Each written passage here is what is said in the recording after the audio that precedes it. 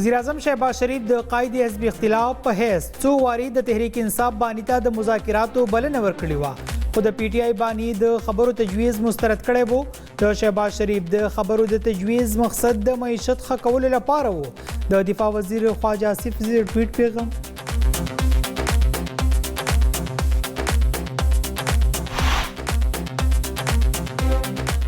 د فوج او تحریک انصاف ترمنځ مذاکرات ډیر ضروری دي چې ټولې ادارې په خپل آئینی حدود کې د نن کار کوي نو د ملک نه بعد نه استحکام ختم شي د PTI ترجمان روف حسن وینا وای د PTI بانی محمود خان اچکزی له اجازه ورکړی چې د سیاسي ډلو سره خبرې اترې وکړي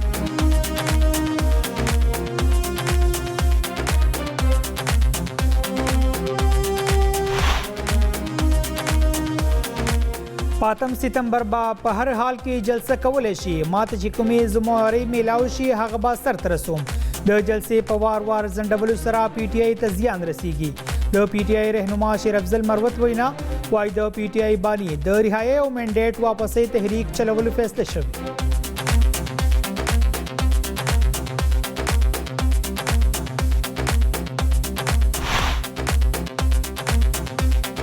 په خیبر پختونخوا کې د بدامنۍ د زیاتېدو پیښو په نظر کې د بهرنیانو د تحفظ لپاره نوي SOPs جاری وفاقي داخله وزارت لخوا د 11 صفحو SOPs جاری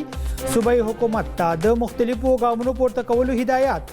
د غیر ملکیانو په رهایشګاه با سکیورټي هم سیوا کولی شي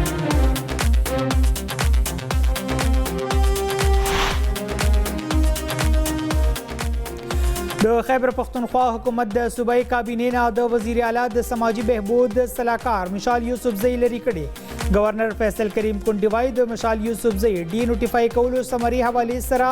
قانوني چاري ګورم میډیا ریپورټس وای مشال یوسفزئی د پارټي نه په مرکزی چارو کې مصروف وا او سینیر قیادت پر هم تحفظات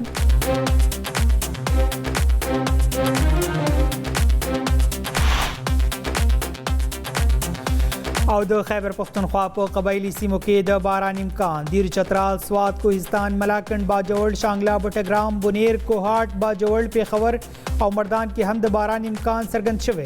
د PDM لخوا د ټولو ضلعو انتظامیې ته الرټ جاری ضلعي انتظامیې ته هدایت شوي چې د وړو او غټو مشینري موجودیت یقیني کړي